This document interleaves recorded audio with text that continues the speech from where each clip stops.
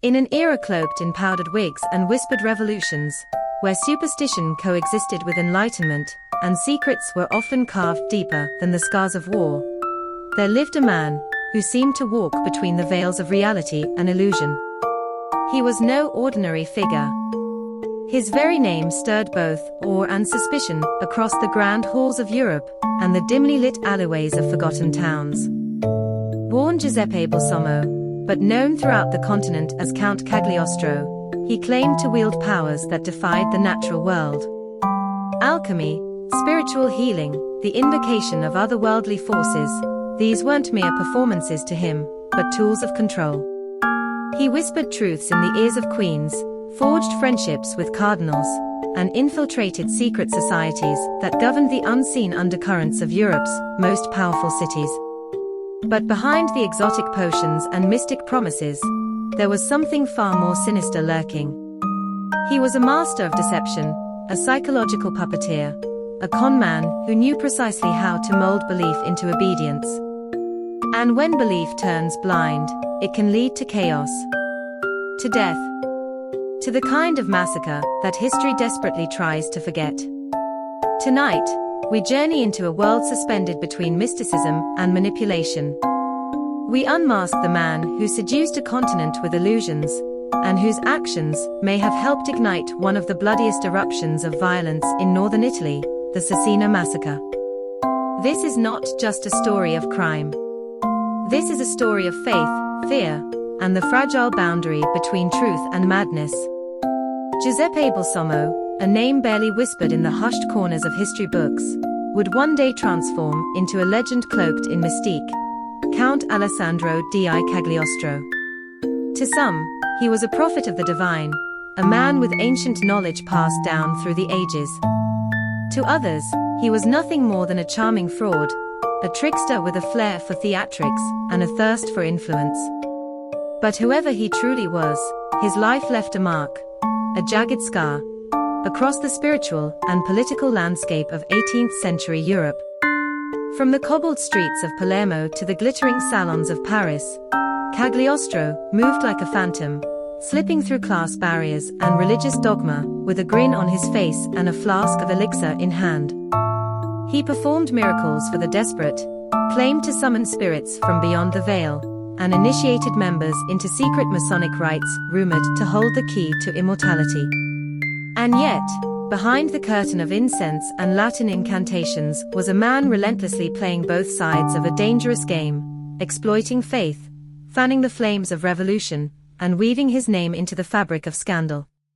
He was linked to the infamous diamond necklace affair, a royal embarrassment that dragged Queen Marie Antoinette into disgrace and helped pave the path to the French Revolution. His name surfaced in coded letters, clandestine meetings, and interrogations by Europe's most feared institutions. But while history remembers his scandals in France, it often overlooks the far more brutal story buried in the quiet town of Cesena. The Cesena Massacre, an outbreak of violence so raw, so sudden, that it left the air thick with grief and unanswered questions. Official records remain vague, and eyewitness accounts were hushed, retracted, or silenced altogether. But beneath that veil lies a terrifying suggestion that Cagliostro, through his influence, may have incited a mass hysteria masked as religious fervor. That he stirred a crowd to bloodshed not with weapons, but with words. With ideas. With illusions. In this video, we'll go far beyond the surface of this controversial figure. We'll trace the psychological roots of his manipulations, peel back the layers of his public persona, and step inside the minds of those who followed him blindly. What drove people to see a savior in a man who was, by all accounts, a seasoned fraud? And how far can belief in a false prophet push a crowd? This is the story of Giuseppe Balsamo, Count Cagliostro, the man who weaponized faith, and in doing so, may have written one of the darkest chapters in the annals of true crime and mass psychology. But before we peel back more layers of this tangled tale, I want to hear what you think. Was Count Cagliostro a criminal mastermind, an expert at exploiting fear, power, and belief to bend people to his will? Or was he simply a curious soul who got swept up in the whirlwind of superstition, secret societies, and the chaos of a world on the brink of revolution? Was he orchestrating the madness from behind the curtain, or just another victim of an era where faith, fear, and folklore collided with devastating consequences? Drop your thoughts in the comments below. I read every one. And if you're the kind of person who loves your true crime served with a generous slice of history and psychology, go ahead and hit that like button. It helps the channel and tells me you want more stories just like this. Alright, ready to dig deeper? Because things are about to get a whole lot darker. Cagliostro's story begins in the sun-baked alleyways of Palermo, Sicily, a place where ancient traditions met whispered legends, and where superstition often held more sway than science. Born Giuseppe Balsamo in 1743, his life was never destined to follow a straight path. From a young age, he seemed both troubled and gifted. On the surface, he was a streetwise mischief maker, engaging in petty theft, forging documents, and slipping in and out of trouble like smoke through a keyhole. But beneath that was something far more dangerous, a mind that understood people. A boy who knew how to read a room and twist it to his advantage. He wasn't just clever. He was magnetic, charismatic, unnervingly observant. He could charm a merchant out of his coin purse, or convince a clergyman of a miracle. He had a knack for languages, for mimicry, and for creating personas so convincing they could slip past borders and into royal courts. And so, shedding the skin of Giuseppe Balsamo, the con man from Palermo, he was reborn as Count Alessandro di Cagliostro, a mysterious nobleman with no clear origin, no verifiable title, but endless confidence. Under this new identity, he roamed the cities of Europe like a storm cloaked in velvet, offering potions for eternal youth, healing rituals for the incurable, and spiritual guidance drawn from what he claimed were ancient and sacred truths. In Paris, London, Vienna, wherever he went, he left behind a trail of believers, skeptics, and scandal. But this wasn't just a con for profit. This was psychological theater. Cagliostro didn't just sell fake cures, he sold hope. Salvation. A sense of purpose to those lost in the chaos of a rapidly changing world. And in that desperation, people gave him more than just their money, they gave him their trust. Their loyalty. Sometimes, even their sanity. This was no longer a street criminal. This was a man who had discovered how to weaponize belief. It was in the opulent yet volatile heart of France, where Count Cagliostro would find himself swept into a scandal so explosive, it would rattle the foundations of monarchy itself, and whisper the first dark omens of a coming revolution. The year was 1785. The French court, already teetering on the edge of financial ruin and public distrust, became consumed by a tale that seemed torn from the pages of a Gothic novel, the Diamond Necklace Affair. At its center, an exquisite necklace, dripping with over 600 diamonds, worth a fortune beyond imagination. Originally commissioned for Madame du Barry, mistress of the late King Louis XV, the necklace became a symbol of royal decadence, political manipulation, and, ultimately, betrayal. Though Queen Marie Antoinette would publicly deny any connection to the necklace, the scandal suggested otherwise. And in the shadows, woven into this tangled web of deception, ambition, and forged letters, stood Count Cagliostro. He was never convicted. No clear evidence tied him to the forgery or fraud. But as the trial unfolded, rumors swirled like smoke in candlelit salons. Cagliostro had allegedly provided spiritual guidance to one of the key conspirators, Cardinal de Rohan. Some whispered that he had orchestrated the entire plot, manipulating events with the precision of a puppet master, casting spells of confusion, seeding lies beneath veils of incense and mysticism. The court may not have found him guilty, but the court of public opinion did something far worse. It etched him permanently into the narrative as a shadowy manipulator, an exotic outsider meddling in the fragile affairs of the monarchy. And that image, that mask, never quite faded. In the eyes of the people, he became the symbol of everything corrupt and unknowable. Dangerous not because of what he did, but because of what he might have been capable of. And in a time where fear could shape mobs and reshape nations, that was more damning than any verdict. The diamond necklace affair would help ignite the fire that would consume the French crown, and Cagliostro, whether architect or bystander, stood close enough to feel the heat. Dear crime keepers, for more detail on the diamond necklace affair, I have uploaded the video link for that case in the description box. We have already discussed this in one of our previous episodes. In 1781, in the quiet, cobbled streets of Cesena, a small town in northern Italy, a tragedy unfolded that would leave an indelible mark on history. What began as a simple religious gathering, with the promise of healing, enlightenment, and spiritual awakening, rapidly spiraled into chaos, a bloodbath that would stain the town's name forever. It was an event that still lingers in whispers, its true details obscured by a veil of silence maintained by both the church and the state. But one thing remains undeniable: the violence that erupted in Cesena was no accident. It was fueled by something far more powerful than mere religious devotion. The gathering had been promoted by none other than Count Cagliostro.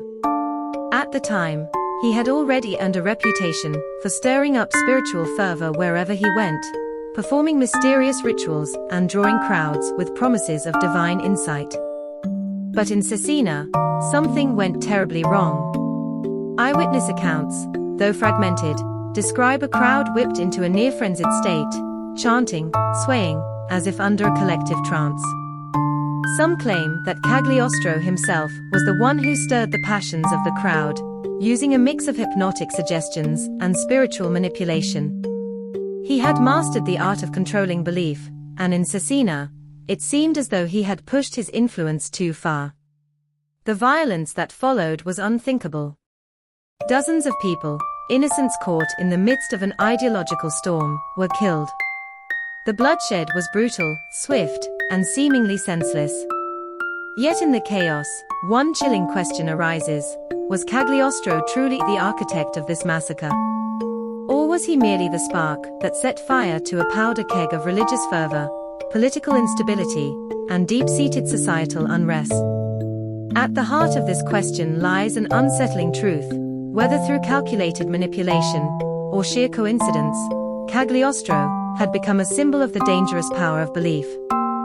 In a world where political systems were crumbling and religious institutions were losing their grip, he was a man who could bend minds to his will, though whether he intended to incite violence or simply exploit the conditions around him remains open to debate. Was he a master manipulator, orchestrating death and destruction for his own gain? Or was he just another player, swept up in the fevered tides of history, caught in a moment where the boundary between influence and responsibility blurred? The truth, buried in the ashes of Cesena, may never be fully revealed. Cagliostro's remarkable rise and fall was as dramatic as any tragic tale ever told. After years of dancing on the edges of society's most powerful circles, manipulating minds and playing both the roles of mystic and magician, his fate was sealed by the very forces he had so expertly maneuvered. It was the Roman Inquisition, an institution long tasked with rooting out heresy and maintaining the doctrinal purity of the Church, that ultimately brought an end to his reign of mysticism. In 1789, his grand schemes were shattered as he was arrested and charged with a slew of accusations that seemed to be plucked from the darkest corners of medieval superstition, heresy, witchcraft, and conspiracy with the secretive Freemasons. The Inquisition, forever vigilant in the battle against what it considered the dark arts, viewed Cagliostro as a threat not only to the Church, but to the very fabric of society. He was imprisoned in the forbidding fortress of San Leo, an isolated stronghold nestled high in the hills of Italy's Marche region. There, in a cold, dank cell, the man who had once sat at the tables of kings, who had mesmerized crowds with promises of mystical enlightenment, found himself forgotten by all but the inquisitors who watched over him. His fortune had vanished, his charm evaporated, and his power over the masses reduced to nothing more than the echo of past rumors. Years passed, and the once-renowned Count Cagliostro, who had claimed to hold the secrets of alchemy and the mysteries of the universe, died in obscurity in 1795. His legacy, once built on grand illusions and promises of immortality, became as twisted and cryptic as the alchemical symbols he had so often carved in candlelight. His name would never be erased from history, but the glory and mystique that surrounded him during his prime would fade into the shadows of time. Was he a visionary who sought to bring enlightenment, or merely a charlatan who exploited belief for personal gain? Perhaps he was both, an enigma whose true story was obscured by layers of myth, manipulation, and madness. In the end, Cagliostro's life and death serve as a haunting reminder of how easily power, belief, and deception can shape the course of history, and how even the most dazzling of illusions can crumble to dust. Have you ever heard of the Cesena Massacre before today? Should Cagliostro be remembered as a mystic visionary, or a dangerous fraud? I'd love to know what side of history you land on. Let's get a discussion going in the comments. And if you enjoyed this mix of psychology, crime, and historical intrigue, subscribe and hit the bell icon, so you never miss a tale from the darker corners of the past. As the flickering candlelight dances across the cold stone walls of this forgotten cathedral, the shadows of history seem to whisper the name of Count Cagliostro, his legacy slowly fading into the past, but his lessons, perhaps, more relevant than ever. The story of Cagliostro is not just a tale of crime and deceit, it's a reminder of the fragility of belief, of how easily power, charisma, and manipulation can intertwine to bend reality to someone's will. His rise and fall reflect something deeper, a warning that in a world where misinformation spreads faster than ever, where illusions can be dressed up as truth, we must always question who we follow, and more importantly, why we follow them. In the end, Cagliostro's story is one of great complexity, a man who inspired both awe and fear, a man who convinced many that he held the key to a hidden world of knowledge and power. But it also serves as a cautionary tale. Belief can be a powerful tool, but it can also be a weapon. So, until next time, stay curious, stay critical, and keep the truth alive. Never forget that history is more than just facts. It's about the stories we choose to remember, and the lessons we choose to learn. If you're hooked on the blend of true crime and history, make sure to hit that subscribe button for more stories that bring the past to life in ways you've never heard before. And hey, don't miss out on our next deep dive. Check out our video on the witch trials that changed Europe. It's a chilling look at how fear and superstition shaped an entire continent. Got a theory or perspective on Cagliostro's story? Or maybe you've got questions about other unsolved mysteries from history? Drop them in the comments below. We'd love to hear your thoughts and theories. And for more updates, follow us on YouTube at The Crime Keeper. Until next time, keep the history alive and the discussions going.